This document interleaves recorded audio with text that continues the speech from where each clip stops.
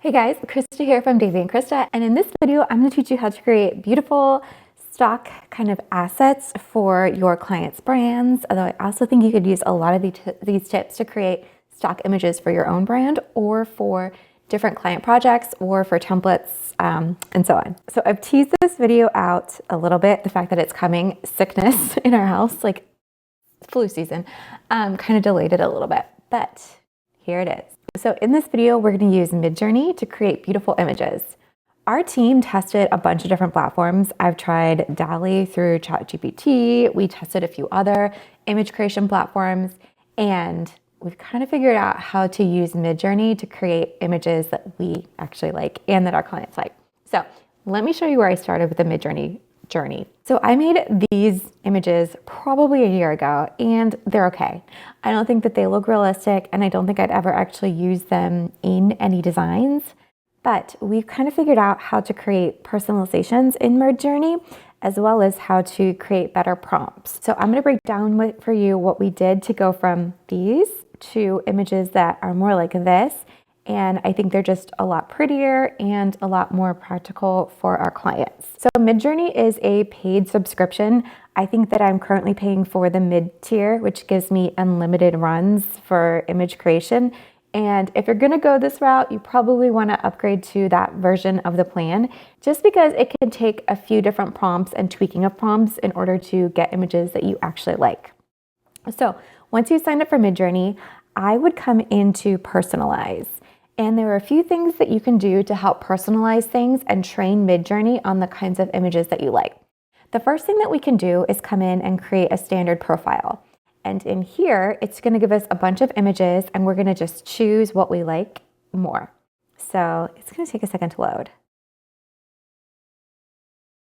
Okay, so this first image is a picture of a samurai, or a more realistic picture of, looks like chicken meatball orzo. So I'm going to go with this one.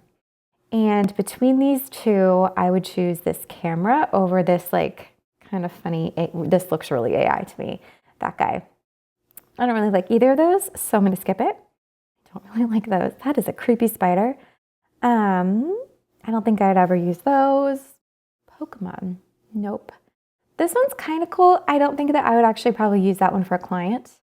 Let's see. Let's go with this mac and cheese, no. Grilled cheese sandwich. Nope. Nope. Nope. Nope. Nope. I'll choose this one. No. You're gonna get some weird ones in here. I'll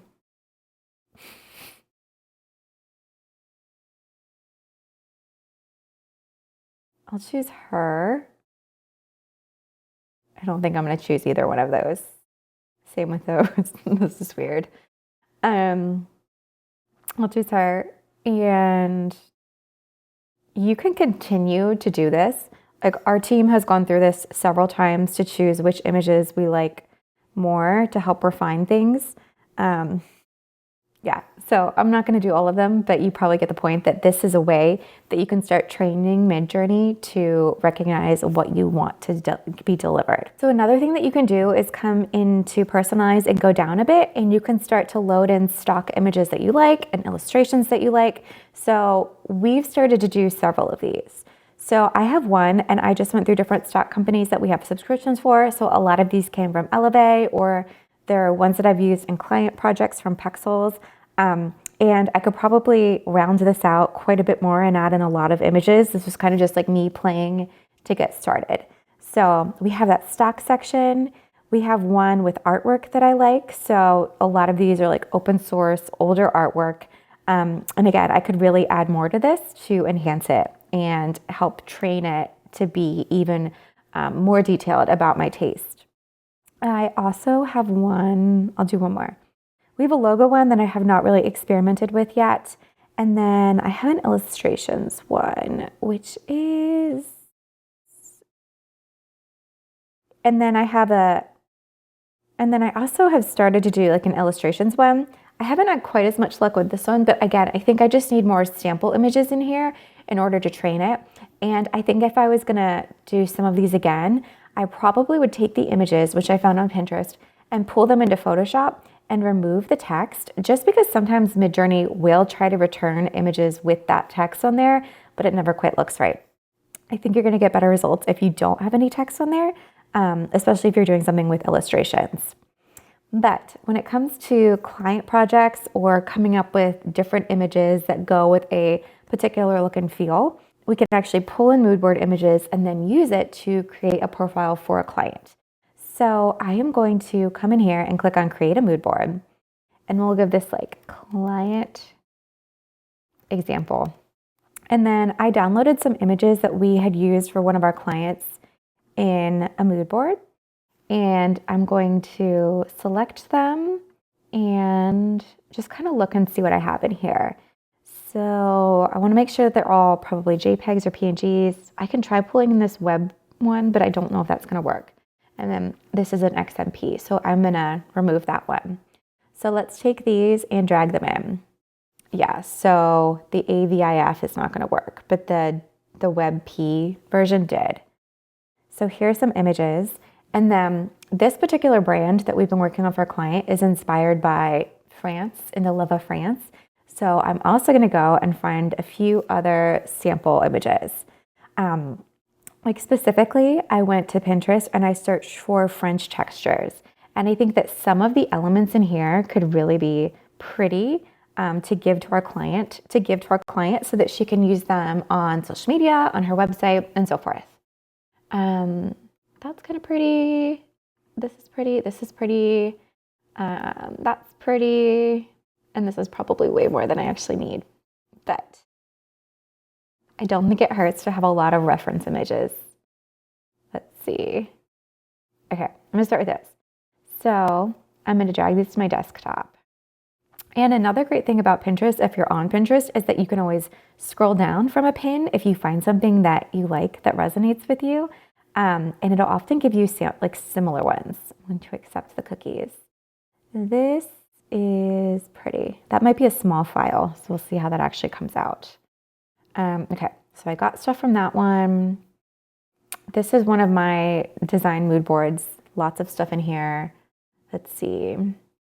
I thought this one was a pretty file, and so I might try to make something similar to that too. And what else do I have in here? More wallpaper. I don't know if I love that wallpaper up close, but I do like that one. That one's really pretty. The brand itself has some similar elements to this one. And then this is pretty too. Let's grab that one. Okay, and that one, I'll probably do a stripe pattern. This is interesting because it feels really old and hand-drawn. So Book of French Textile Samples from 1863. What else would be pretty?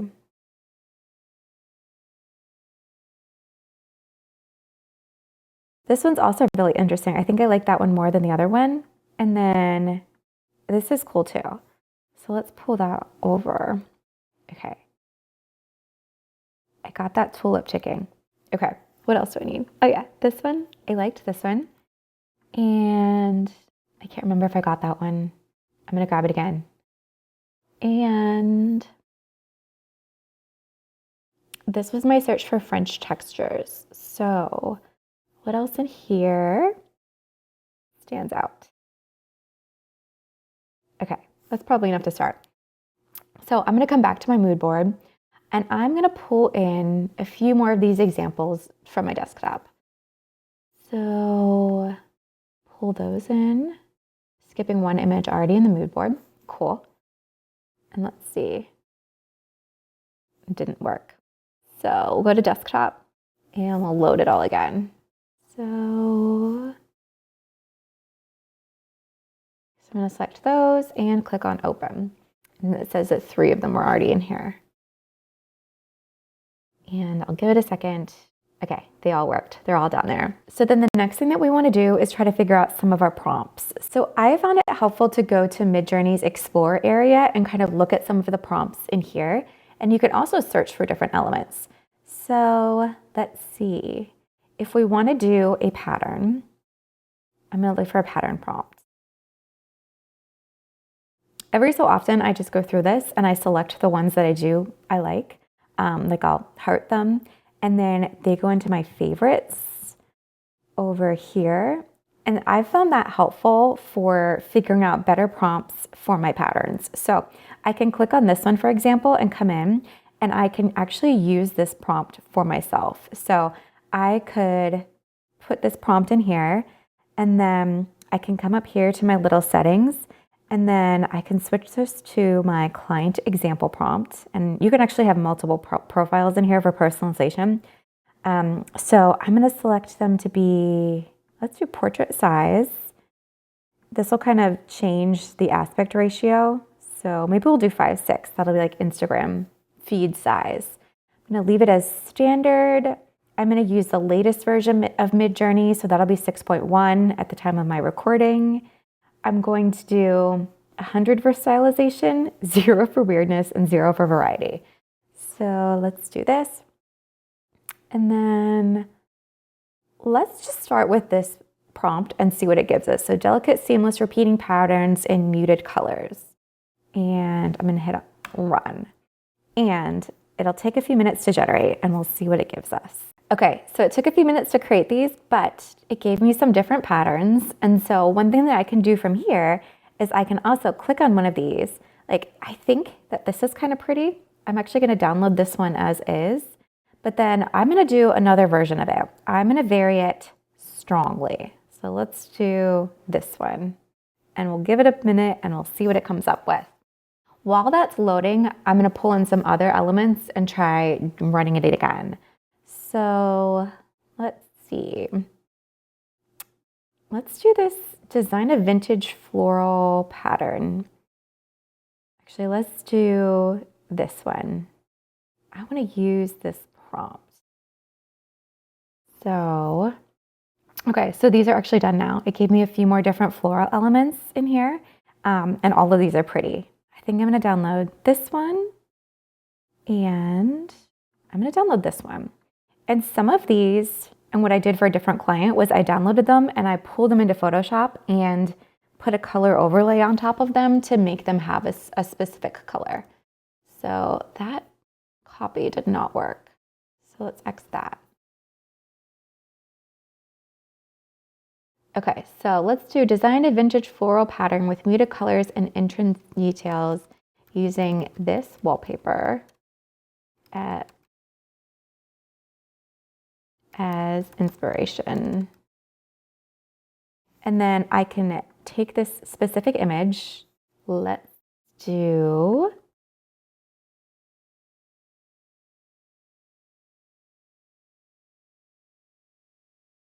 and then I can drag in an image, and then I'm going to click on run. And then while that's loading, I also want to find another prompt because I want to do some patterns that are more textured. So I'm going to use this text. Create a neutral painted texture similar to this one. Use large brush strokes. I might change that a little bit.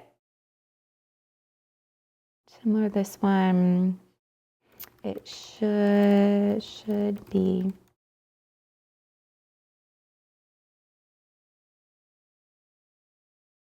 So I'm going to say it should be reminiscent of old stucco in Europe. I also want to use, I think I'm going to repeat this prompt. So let's use that text.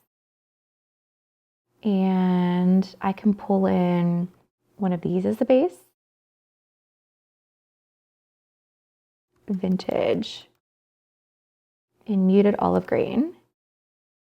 And then I want to do a stripe pattern. Okay, so these are starting to come back too.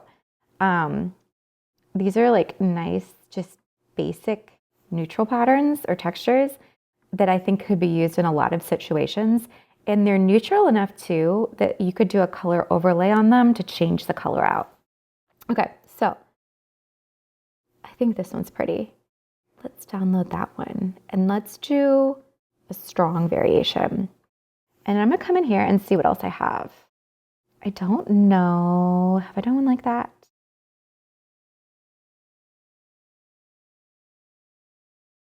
I want to do a stripe. I want to do one like this. So let's go back to my create. I don't think I've done a tartan yet. So let's use that text.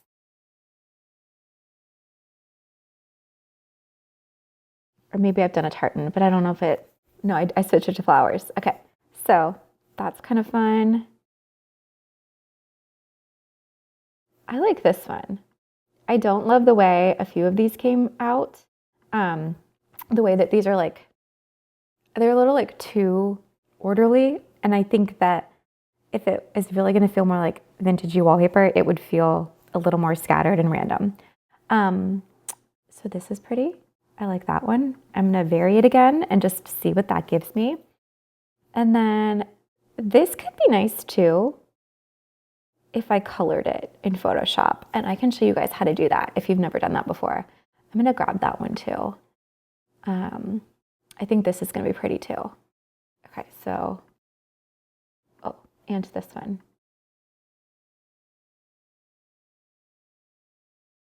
Okay, that one. These are so pretty. Okay, what else do I want to do? I'm going to do create. I'm going to try this one. And I'm going to do a stripe. Create and I know I've done a prompt recently for stripes, but I don't think I want to be watercolor. Create a inspired stripe wallpaper texture similar to this image. Okay, let's see how we're doing with this.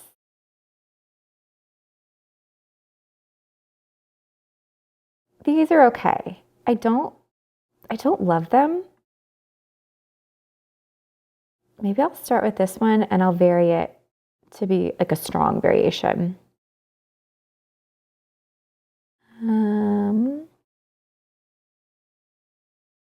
So that one.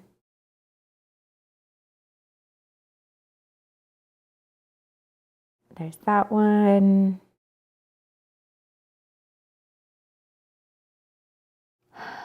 Delicate, seamless, repeating vintage floral pattern in muted. I'm going to take off cottagecore and I'm going to change it to be French blues in muted French blue tones. Reminiscent. Okay, reminiscent of wallpaper. Okay, so I've run it a few more times and let's go through the results. These ones, my crochet inspired textures, which is like really in this year with like French textiles, kind of weird. So I'm gonna hide those. I'll never use those. These are actually pretty and I think my clients are really gonna love these. So I'm gonna download that one. And then I think she's really gonna like that one. So I'm gonna do another variation that is strong and just to see what it gives me. I think that this one is pretty and I think she could like that one. This one's pretty. Let's grab that one. And I don't know that these turned out quite as well. I think I'm gonna hide those. And this one, maybe. I'm gonna download it and I'm gonna do a strong variation too. Okay, so it's gonna pull a few more. I also think that because it's a French-inspired brand, some hand-drawn elephants, I also think that just with this particular brand, some hand-drawn elements might be pretty. So let's see. I don't know that these are different enough that I need to download them. This is kind of nice because it gets more washed out, and so it feels older to me. I think that's really pretty.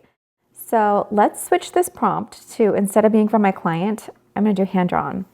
Let's go create a set of hand-drawn French-inspired bows in a pen and ink style. And I don't know what that prompt's gonna give me, if it's gonna be enough. So we'll just see. Okay, these are kind of pretty. I like this one. I'll probably make it black and white. And let's try this again and not do a pen and ink style. Let's do a pencil in a pencil style and in an inky style. That might not actually be a word, but we're gonna try it. These could be cute. Let's download those. That one's weird. I don't know about those. I think those are too technical looking. Yeah, okay, let's rerun this. So I had more success a couple days ago when I did a different prompt. So I can try pulling in.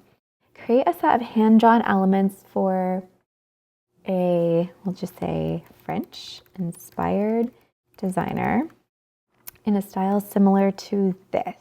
And let's search for hand-drawn bow. We'll see what it gives me. Hand-drawn bows. Okay, I kind of like the thickness of this. And what else?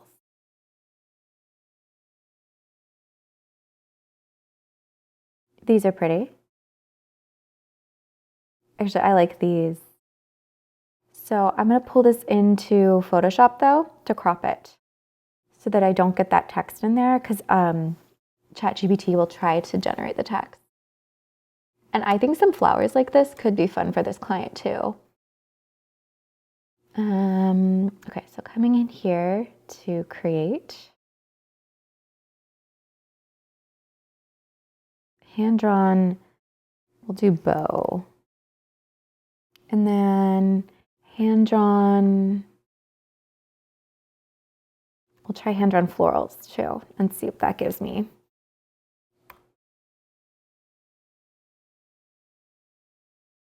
And just to keep myself organized, I like to hide the ones that I know that I'm not going to use. Okay. Gave me some flowers.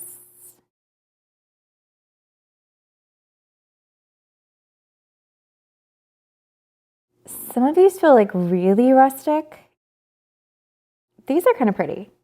Let's do that one. Let's vary them strong. Create a, we'll do simple hand-drawn bow for a French-inspired designer. I'm going to try actually putting in a bow and see if that gives me like a better prompt. Okay, I'm going to pull these in. And did it come off? No. So pull these in, remove the heading in Photoshop.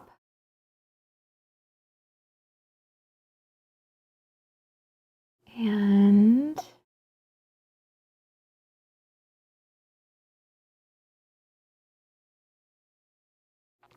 okay, so let's see what it gives me.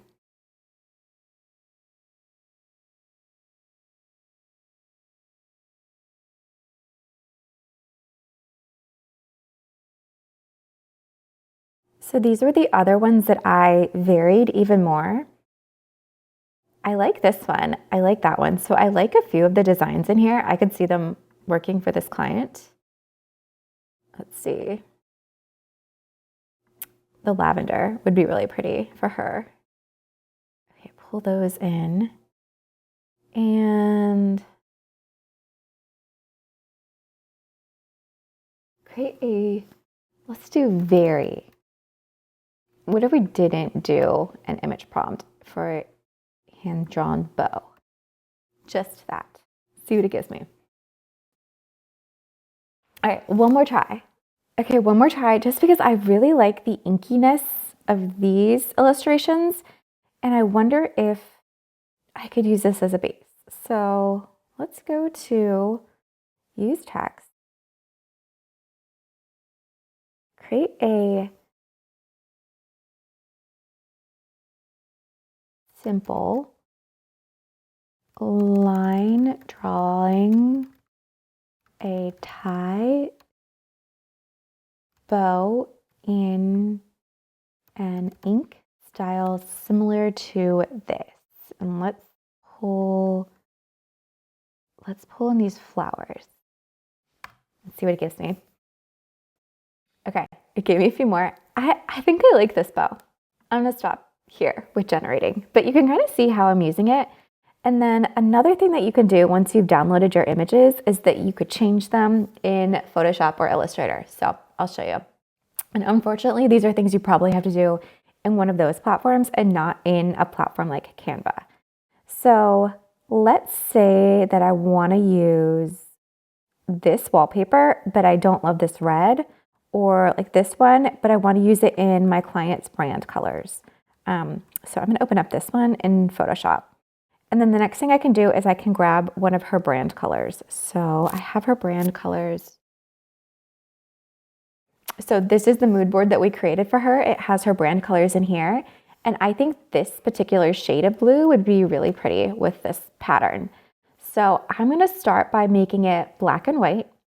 And then I'm going to add a shape on top of it. So I'm going to give my shape a fill color. And if I come over here to colors, I can double click on a color and paste in my specific hex color. Then I can drag my shape over top of the pattern and I'll make sure that it fills the whole space. Then I'm going to come here to my overlay settings and kind of go through them and see by hovering what it gives me. So you can't really see much on darken. Multiply, I think it gets muddy. Color burn could work. I don't like linear burn, too dark. Darker colors, definitely muddy. I think lighten is too light, and I think screen and dodge and a lot of those don't work either. Overlay, soft light, and I like to go through all of these just because depending on the color and depending on the pattern below and what I'm trying to change, they'll render differently. So color is kind of nice. And then the other one I was looking at was color burn. I think I like color burn better here. And so if I come over here and I hide all of these, you can see the original and then you can see what it looks like in her brand color. So the next thing I'm going to do is come here in Photoshop and I'm going to merge my layers together and then click on save. And then let's see, what else do I have in here? I have these patterns. This one feels kind of yellow to me.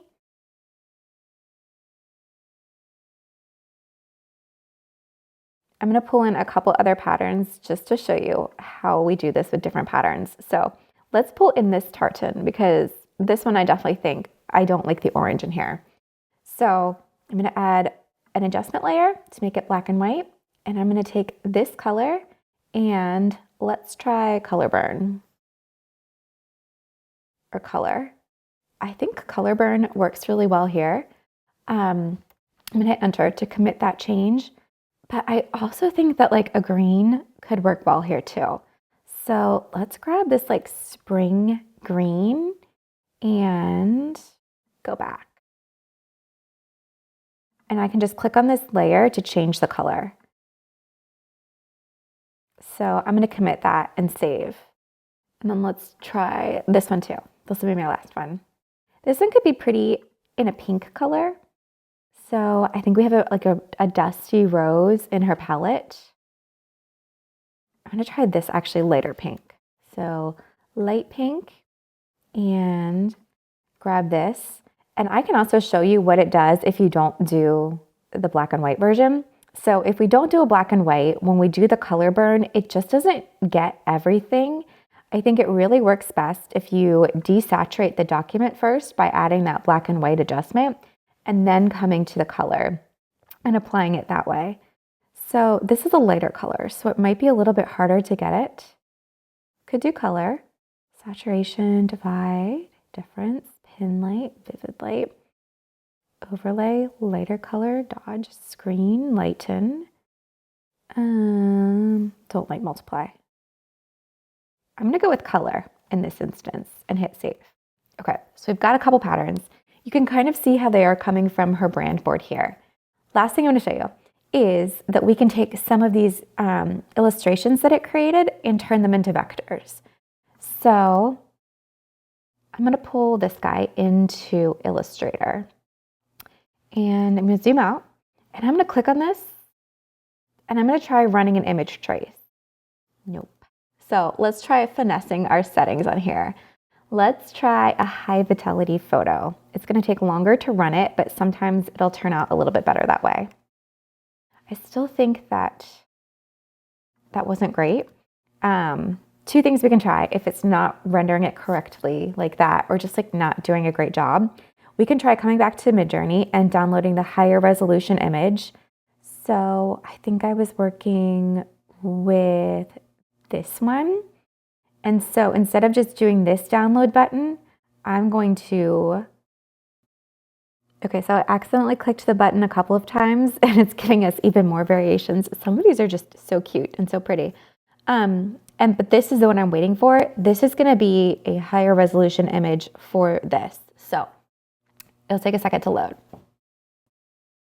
I might not have grabbed the exact precise one that had the lavender on there. So for this client, I'll try that again. But for you guys, I'm gonna click upscale one more time on this guy right here. So upscale creative, and we'll give it a second. Then this image that I just downloaded. So in my downloads folder now, if we look at the pixel dimensions of these images, you can see this one is 992 by 1200. This one's much bigger. This is 1900 by 2400. I'm also going to try to help it out a little bit more by making this black and white. I think that might help Illustrator differentiate between the background elements and the actual design elements. So I made it black and white, and I'm going to save it. Then I'm going to try pulling it into, and then I'm going to pull it in again. So let's pull it in here. It's much bigger. And let's try just standard image trace. It's going to take a little bit, but we'll see what it gives me. Oh, actually it's already done. Okay, so I'm going to click on expand and okay. And now we can kind of see that these elements are going to be clickable, which means that we can colorize them. I'm going to ungroup this. And then the next thing I want to do is come over to select, and I'm going to select the same fill color, and I want to select all the white. If I eyedrop the white on here, and then I go back to my regular arrow cursor. So I'm going to come up here and I'm going to ungroup this as many times as I can. And then I'm going to select this white background. And then I'm also going to come up to select and same. And I'm going to select same fill color. So now I have all of the different little pieces of white selected. And then I'm going to click on delete. And once I do that, the background goes away and these elements are truly separated from the background, which means that I can then come over to Photoshop, which is where I have my color palette, and I can select, let's say, her pretty green, and come over here to Illustrator, and I can drag and select these and make them a color. Okay, so when I applied that green, it didn't actually become green, and I think that's because Illustrator initially read it as a black and white document, and so it set the document to be black and white. I'm gonna go up to, let's see, File, and then go to File, and then Document Color Mode, and I'm gonna switch it to RGB and see what that does. See if that will take my color then. There we go. Okay, so now it's green. Sometimes you just might need to select CMYK or RGB until it lets you get the color that you were hoping for. So I'm going to pull that out, and now these are all vectors. So I could scale them up or down. I could make them any color that I want. She could pull them into programs like Canva. For her, when I'm actually exporting them and giving them her the files, I would take each one of these elements and put them on their own artboard in Illustrator, which would let me then batch export them. So do a quick tutorial, then I have to do a school pickup. So then from here, I can take each one of these elements and I would do separate artboards in Illustrator, and then I could batch export them all as a bunch of different file formats. If you go up to File and then Export for Screens, you can select all of your different artboards at once, and you can also select it to export as different file types. So I would probably do like a 10x PNG, a 10x JPEG, I would do SVG files, and then I would do PDF files. And then I would click export and it would export all of my artboards at the same time. So then that way she would have access to all of the files individually and she could use them more fluidly throughout her brand. All right, I know this is probably a lot. If you guys have any questions, feel free to drop them in the comments below. And I can't wait to see what you create.